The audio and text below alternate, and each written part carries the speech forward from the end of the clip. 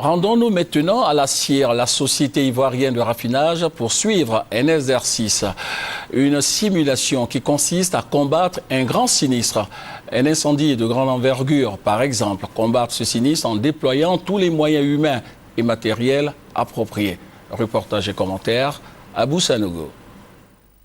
À la fin d'une opération de pompage vers le navire à l'appontement Petrosi, après l'ordre d'arrêt automatique du système, la pompe ne s'est pas arrêtée et la vanne papillon s'est refermée sur le site.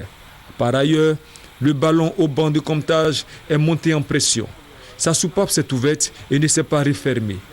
Elle a déchargé de l'essence dans le godet du collecteur qui était bouché.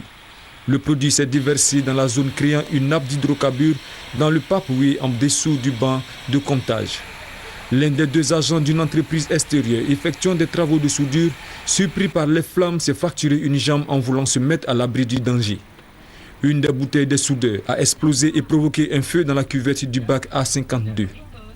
Il s'agit d'une simulation qui consiste à déployer tous les moyens humains et matériels appropriés organisés par la CIR, Société ivoirienne de raffinage, en collaboration avec le SAMU, la police, la gendarmerie et le groupement des sapeurs-pompiers militaires.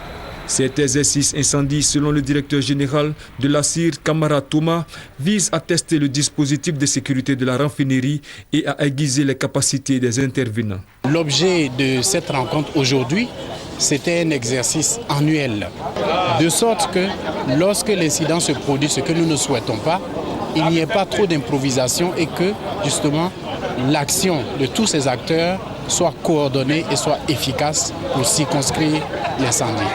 Signalons que cela fait 26 ans que la Société ivoirienne de raffinage s'exerce à la prévention des incendies.